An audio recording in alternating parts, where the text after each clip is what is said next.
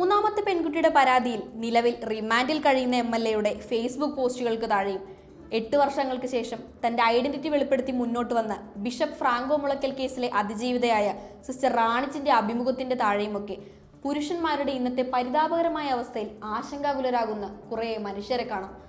സ്ത്രീകളുടെ അടുത്തെങ്ങാനും പോയാൽ വെറുതെ അങ്ങ് മീറ്റു എന്ന് പറഞ്ഞ് കേസും കൊടുത്ത് അകത്താക്കുമത്രേ. മലയാളത്തിന്റെ ഒരു സൂപ്പർ സ്റ്റാർ പറഞ്ഞതുപോലെ മീറ്റു ഒക്കെ ആർക്കും കൊടുക്കാവുന്ന ഒന്നാണല്ലോ അല്ലേ? We can also come out with Me Too. With gender wise, we should also start Me Too. എന്താണ് ഈ മീറ്റു മൂവ്മെന്റ്? ഒരാൾക്കെതിരെ ഒരു പരാതി വരുമ്പോൾ പിറകെ ഒരുപാട് കേസുകൾ വരുന്നത് എങ്ങനെയാണ്? എന്തുകൊണ്ടാണ് ഇവരിതൊന്നും നേരത്തെ പറയാതിരുന്നത്? 2017 അമേരിക്കൻ സിനിമാ നിർമ്മാതാവായ ഹാർവി വൈൻസ്റ്റീന് നേരെ ലൈംഗിക പീഡനം ആരോപിച്ചുകൊണ്ട് സിനിമാ മേഖലയിലെ 80ഓളം സ്ത്രീകൾ മുന്നോട്ട് വന്നതിനെ തുടർന്നാണ് ആഗോളതലത്തിൽ മീറ്റു മൂവ്മെന്റിന് തുടക്കം.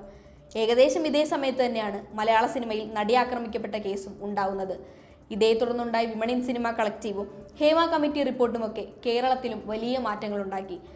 ജോലി സ്ഥലങ്ങളിലെ ശുചിമുറികൾ മുതൽ ആർത്തവാവധി വരെ ചർച്ചകളിൽ വന്നു.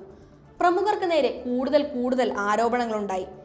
എന്നെ ആക്രമിച്ചത് ഇന്നയാളാണ് എന്നൊരാൾ മുന്നോട്ട് വന്ന് പറയുമ്പോഴാണ് അത്രയും കാലം നിശബ്ദരായിരുന്ന ഒരുപാട് പേർക്ക് അവർ ഒറ്റയ്ക്കല്ല എന്ന തോന്നലുണ്ടാവുക.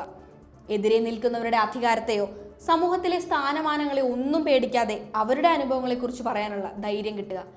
ഇരകളുടെ കാലങ്ങളായുള്ള മൗനമാണ് എല്ലാ കുറ്റവാളികളെയും അത് ആവർത്തിക്കാൻ പ്രാപ്തരാക്കുന്നതും മറ്റു കുറ്റവാളികൾക്ക് ധൈര്യം കൊടുക്കുന്നതും. ഒരാൾ അനുഭവിച്ച ട്രോമയെക്കുറിച്ച് തുറന്നു പറയണോ, നിയമപരമായി പരാതിപ്പെടണോ എന്നതെല്ലാം അവരുടെ ഏറ്റവും വ്യക്തിപരമായ തീരുമാനമാണ്. പിറകെ വരുന്നതെല്ലാം സഹിക്കാൻ കഴിയുമെന്ന് ഉറപ്പുണ്ടെങ്കിൽ മാത്രം പരാതിപ്പെട്ടാൽ മതിയെന്ന് തനിക്ക് പിന്നിലുള്ള അതിജീവിതമാരോട് സിസ്റ്റർ റാണിച്ച് പറയുന്നതും വെറുതെ അല്ല.